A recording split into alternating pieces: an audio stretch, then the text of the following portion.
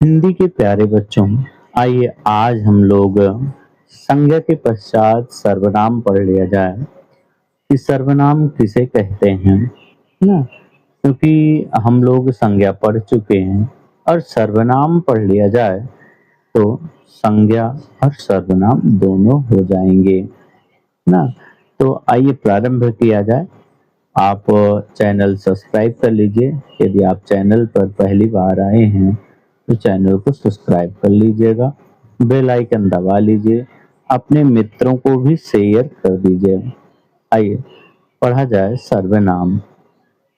जो शब्द संज्ञा के स्थान पर प्रयुक्त होते हैं उन्हें सर्वनाम कहते हैं। जो शब्द संज्ञा के स्थान पर प्रयुक्त होते हैं उन्हें सर्वनाम कहते हैं। सर्वनाम का अर्थ है सबके लिए नाम। सर्वनाम सबके लिए नाम।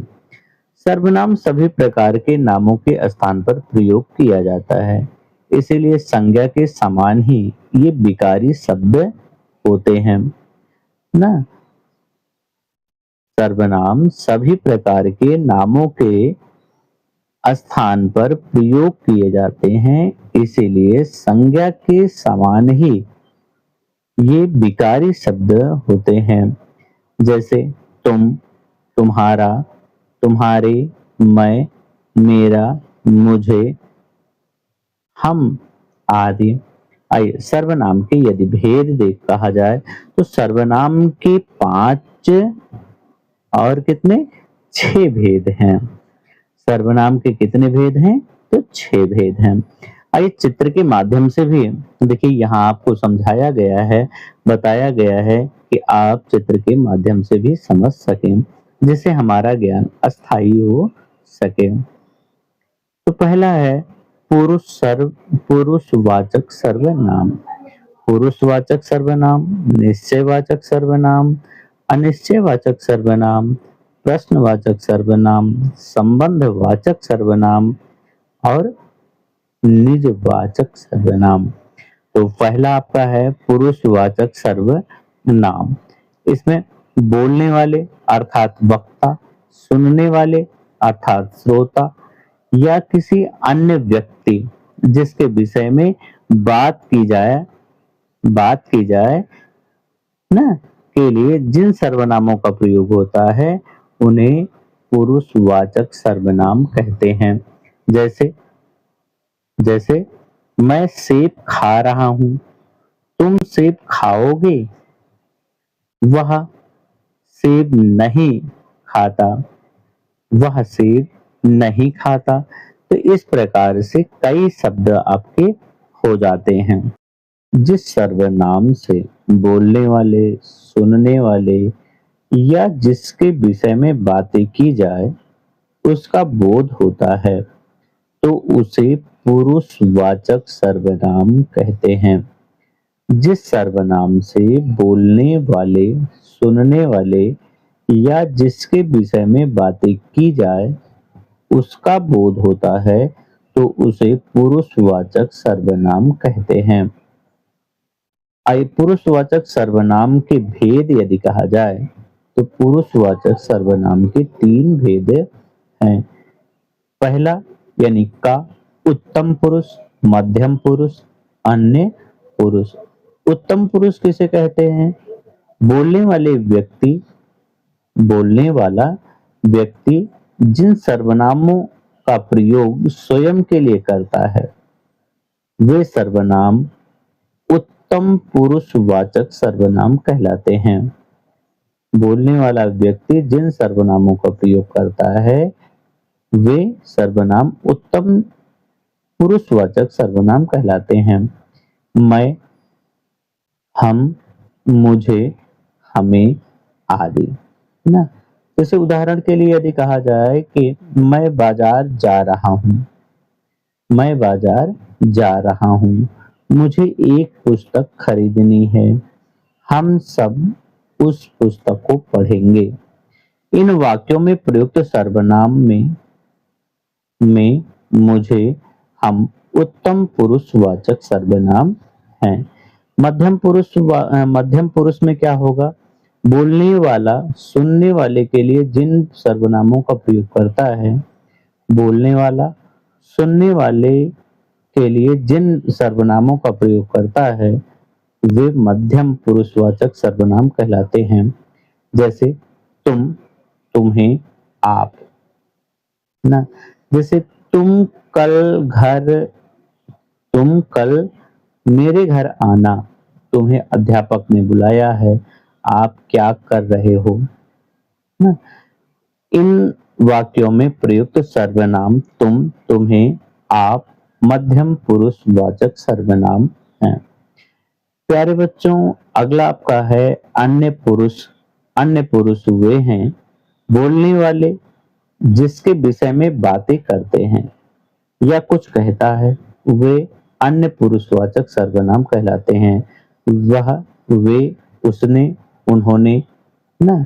जैसे उदाहरण के लिए, वह कब आएगा, वे परसों आएंगे, उन्होंने खाना खा लिया होगा, ना।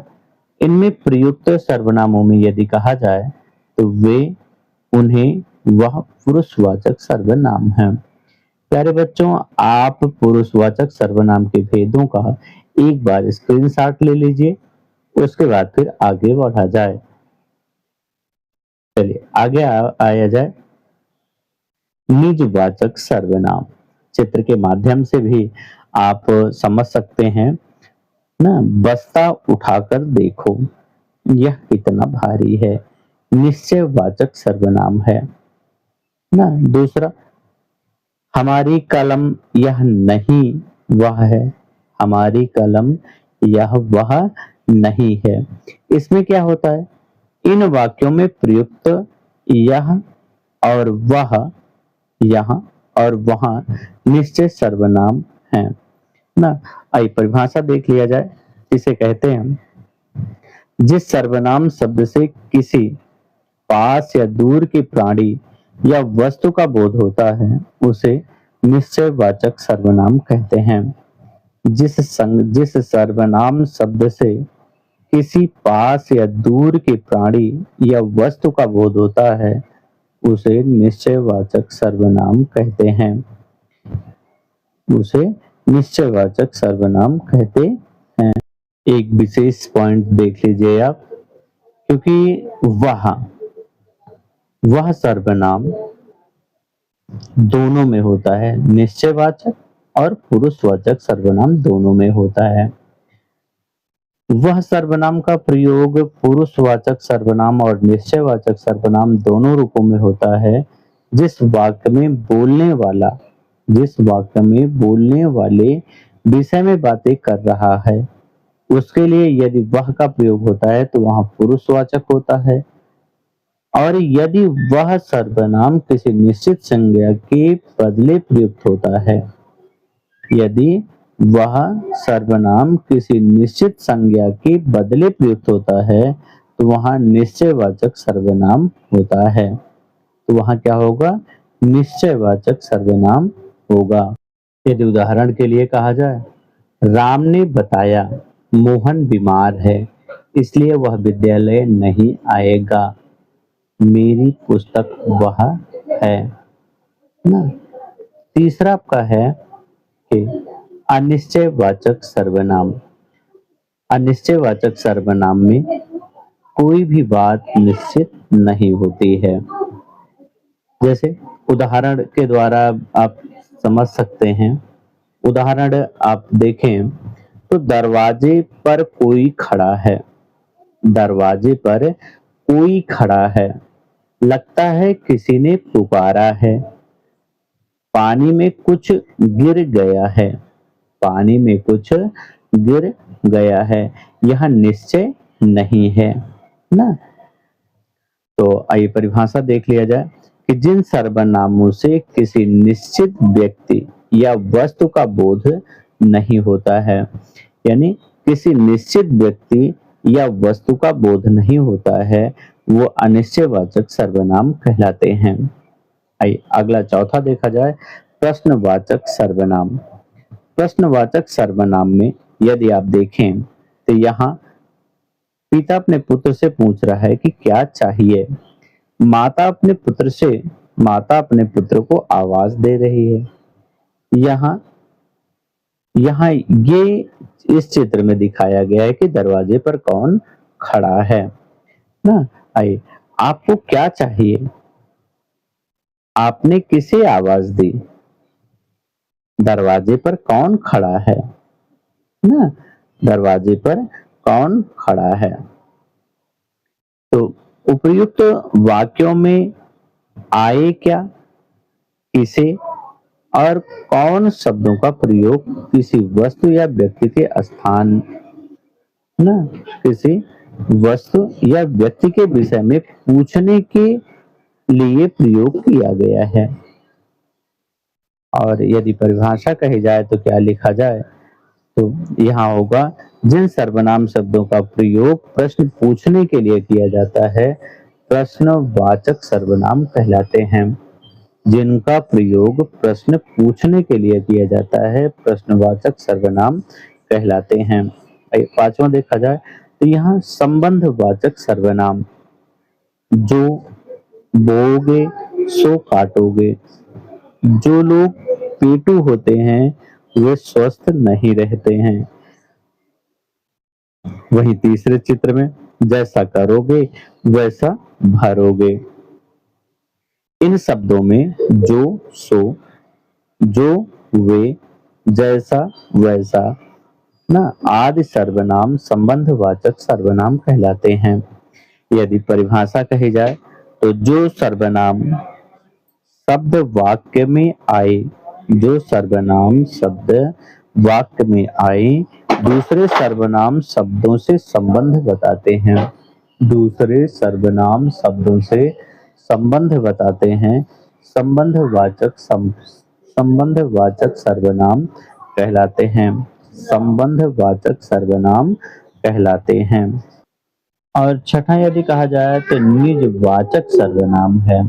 निजवाचक सर्वनाम में स्वयं के लिए बातें कही जाती हैं, जैसे मैं स्वयं ही चला आऊंगा, मैं खुद ही पढ़ लूंगा, यह काम मुझे अपने आप करने दो ना। तो निज का अर्थ है स्वयं, यानी जो सर्वनाम निजत्व का बोध कराने के लिए प्रयुक्त होते हैं वे निजवाचक सर्वनाम कहलाते हैं। जो सर्वनाम निजत्व का बोध करने कराने के लिए प्रयुक्त किए जाते हैं वो निजवाचक सर्वनाम कहलाते हैं। पुरुषवाचक सर्वनाम में मैं, मैंने, मुझे, मुझको, मुझसे, मेरा ना, मेरी, मेरे लिए, मुझ में, मुझ पर, मेरे द्वारा। अब तू से क्या होगा? तूने, तुझे, तुझको, तुझसे, तेरा ना, तेरी, तेरे लिए, तुझ में, तुझ पर, तेरे द्वारा। इस तरह के कई शब्दों का प्रयोग किया जाता है। वहीं निजवाचक शब्दों में कहा जाए तो यह, ये, वह, ए का प्रयोग किया जाता है। अनिश्चयवाचक में कोई का प्रयोग किया जाता है ना। किसने,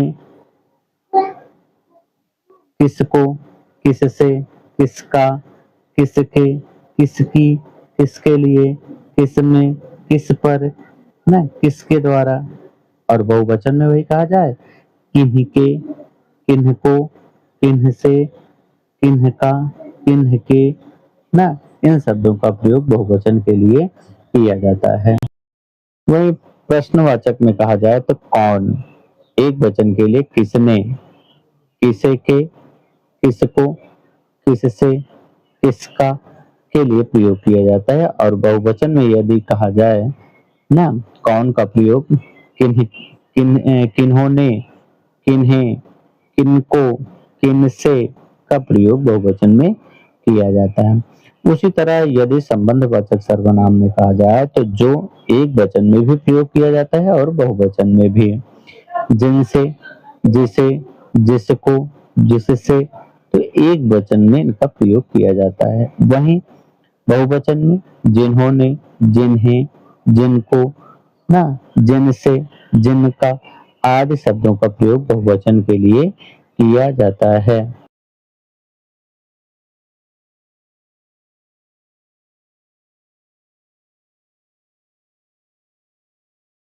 ये सर्वनाम शब्द हैं जिन पर गोला लगाए गए हैं। प्यारे बच्चों, चैनल को सब्सक्राइब कर लीजिए, शेयर कर लीजिए, अपने मित्रों तक भी इसे पहुंचा दीजिए ताकि उन्हें भी सर्वनाम के बारे में संपूर्ण जानकारी मिल सके।